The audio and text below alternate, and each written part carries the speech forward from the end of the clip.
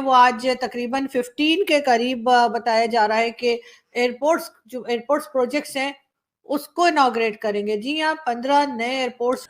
अब वो 250 प्लेन्स ले रहे हैं फ्रॉम एयरबस, 220 वो बोइंग से ले रहे हैं। यार एक ही कंपनी 500 जहाज खरीद रही है जो कि $70 बिलियन के हैं, $70 बिलियन। और कब तक?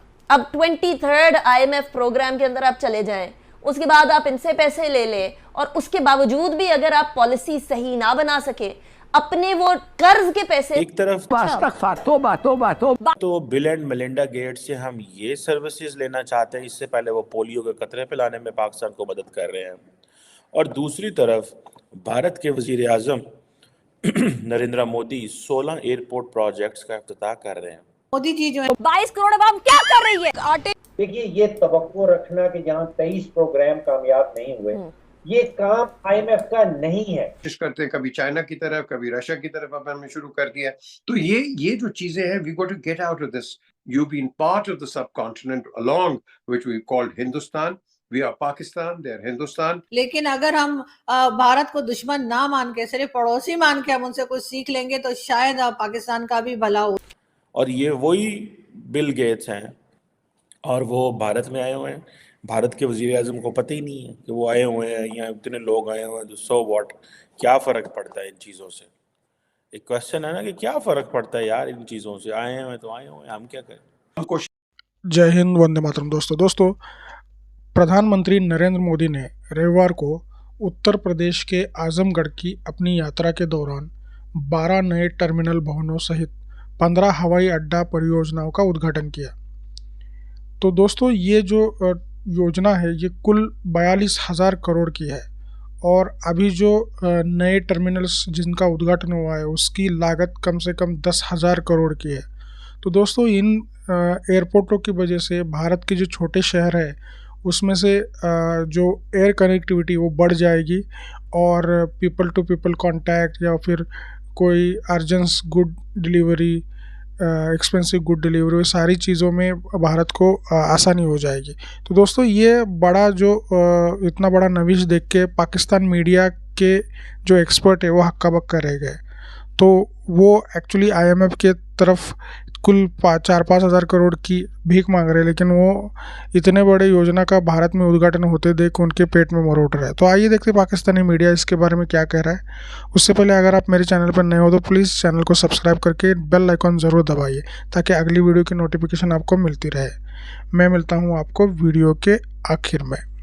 जो है वो आज तकरीबन 15 के करीब बताया जा रहा है कि एयरपोर्ट्स प्रोजेक्ट्स हैं उसको इनॉग्रेट करेंगे। जी हाँ, 15 नए एयरपोर्ट्स जो हैं उसको इनॉग्रेट करेंगे। साथ साथ मोदी जी जो है उसमें तकरीबन 12 के करीब जो है नई टर्मिनल्स जो है उसको भी, उसकी बिल्डिंग्स को भी कहा जा रहा है कि उसका भी इनॉग्रेशन जो है वो करेंगे। और उत्तर प्रदेश में कर रहे हैं वो ये, और उसके साथ साथ आजमागढ़ मेरे ख्याल ऐसे कुछ नाम है। आप लोग मुझे करेक्शन कर दिएगा जो आप लोग वैसे भी करते रहते हैं। खैर, आजमागढ़ उत्तर प्रदेश में मोदी जी विजिट कर रहे हैं और वहां पे जी तकरीबन 15 के करीब एयरपोर्ट्स और 12 टर्मिनल्स जो हैं उनको इनॉग्रेट किया जाएगा। बहुत अच्छी बात है कि भारत इस तरह से काम कर रहा है, लेकिन पाकिस्तान भी कुछ सीख ले। जो हम बार बार भारत की बात करते हैं, बांग्लादेश की बात करते हैं, किसी दूसरी कंट्री की बात करते हैं, तो उसका एक रीजन ये भी होता है कि हम चाहते हैं कि पाकिस्तान भी कुछ बेहतर हो जाए, पाकिस्तान भी थोड़ा संभल जाए।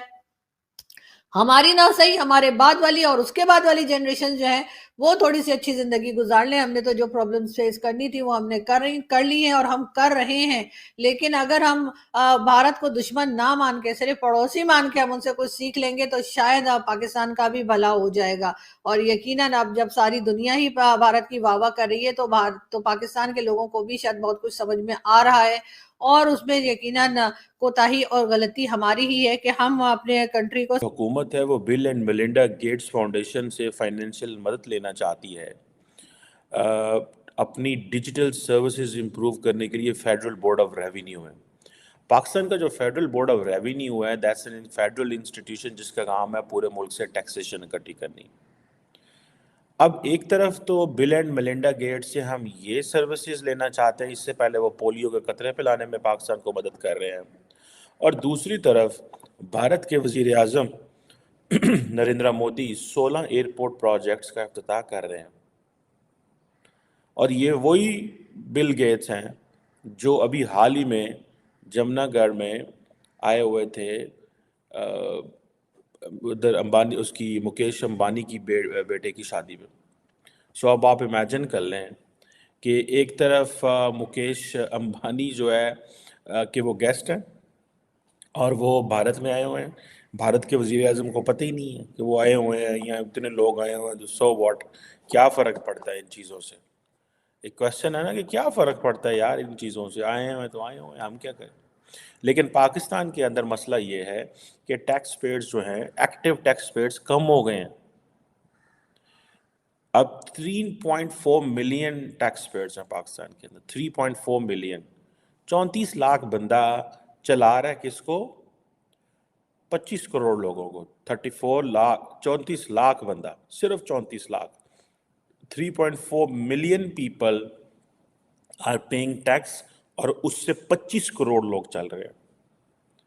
तो मुल्क ने कैसे चलना है? अब ये जो क्वेश्चन है कि हम जो है एक तरफ हम IMF के पास जा रहे हैं टैक्सेस कर लेने के लिए। मैं इस चीज़ को, देखें, थोड़ा अर्सा पहले आपने देखा होगा कि इंडिया जो है उसने सैकड़ों, बल्कि तकरीबन 2000 के करीब जो है वो ऑर्डर किया था जहाज़ों का। इंडिया के अंदर जो जिसे कहते हैं ना एविएशन मार्केट, इंडिया की एक्सपैंड कर रही है। और दो दुनिया के जो बड़े लार्जेस्ट प्लेन मेकर्स हैं, Boeing and Airbus, Boeing America में और एयरबस यूरोप में, दोनों ही बड़े बेनिफिशियरी हैं। यही वजह है कि सबको पता है कि इंडिया मार्केट है, कोई बंदा इंडिया के आगे बोलता नहीं है। और ये आप देखें, अब लास्ट फरवरी में आई थिंक एयर इंडिया जो कि टाटा ग्रुप जो कि उन्होंने ले ली, अब वो 250 प्लेन्स ले रहे हैं फ्रॉम एयरबस, 220 वो बोइंग से ले रहे हैं। यार एक ही कंपनी 500 जहाज़ खरीद रही है जो कि $70 बिलियन के हैं, $70 बिलियन। और वो क्या करना चाह रहे हैं? ये जो इन एयरपोर्ट्स की भी हम बात करते हैं, लेकिन इन एयरपोर्ट्स को देखें कि वो क्या रहे हैं। एक तो देखिए, एक कंपनी अगर अभी देखिए, अगले दिन हमने थोड़े दिन पहले कहा था कि यार टाटा जो है, ठीक है, प्री इंडिपेंडेंस है, जब पाकिस्तान और भारत की जिसे कहते हैं ना आज़ादी से पहले की ये कंपनियां हैं, और आप उनको देखें कि वो काफ़ी ज़्यादा काम कर रही हैं इंडिया के अंदर। सो मैं आपको मज़े की बात बताऊँ, हम तो बिल एंड मेलिंडा गेट्स के पास चले जाते हैं पैसे लेने, वो बिल एंड मेलिंडा गेट्स को रखते हैं साइड पे, आके देखो वो चाय वाले को ऑफर कर रहे हैं, वो जो लड़का था जिसने उनको चाय पिलाई। अब सिर्फ ये नहीं है, इंडिगो जो है कि एक कंट्री का, इनकी इंडिया का एक और बड़ा कैरियर है, 500 नए जहाज़ एयरबस को ऑर्डर किए हैं। और उसकी वजह यही है कि वो जिसे वो कहते हैं ना कि 2022 के अंदर कहा जाता है, मैं थोड़ा सा स्टैटिस्टिक्स पढ़ रहा था कि 2022 के अंदर जस्ट इन 2022 36% इंक्रीज हुई है पैसेंजर्स में। मोदी जी तो दोस्तों, जो अभी ये एयरपोर्ट की योजना बीजेपी सरकार ने जो खोली है, उसके वजह से भारत के हवाई यातायात में बढ़ोतरी होगी और जो छोटे शहर है वहाँ पे एयर कनेक्टिविटी बढ़ जाएगी। तो दोस्तों, इसमें नए हवाई अड्डों, विस्तारित टर्मिनलों, आगामी हवाई अड्डों और अन्य संबंधित सुविधाओं के लिए भी आधारशिला रखी गई है। मतलब अभी 15 जो एयरपोर्ट है उनका उद्घाटन तो हो गया, और लेकिन और नए एयरपोर्ट्स के लिए आज आधारशिला रखी गई मोदी जी द्वारा। तो दोस्तों, जब से बीजेपी गवर्नमेंट आई है तो उसमें ट्रैवल एंड ट्रांसपोर्टेशन में और बाकी सारी चीज़ों में भी एक होलिस्टिक अप्रोच लेके डेवलपमेंट तो किया है सरकार ने। तो लेकिन इतना डेवलपमेंट देके पाकिस्तान को यकीन नहीं हो रहा कि भारत और पाकिस्तान एक साथ आज़ाद हुए थे और भारत इतना डेवलपमेंट करके आगे निकल गया और पाकिस्तान अभी वही का वही है, और उसे हर चीज़ के लिए, हर प्रोजेक्ट के लिए IMF के पास जाना पड़ता है भीख मांगने के लिए। तो दोस्तों, पाकिस्तान की इस कंडीशन के बारे में आपकी क्या कमेंट है, ज़रूर लिख देना, और चैनल को सब्सक्राइब करके वीडियो ज़्यादा से ज़्यादा लोगों के साथ शेयर कीजिए। मैं मिलता हूँ आपको अगले वीडियो में, आपके लिए ऐसी ही मज़ेदार वीडियो लेके आता हूँ। दोस्तों, मेरे चैनल को सब्सक्राइब करके सपोर्ट कीजिए। धन्यवाद।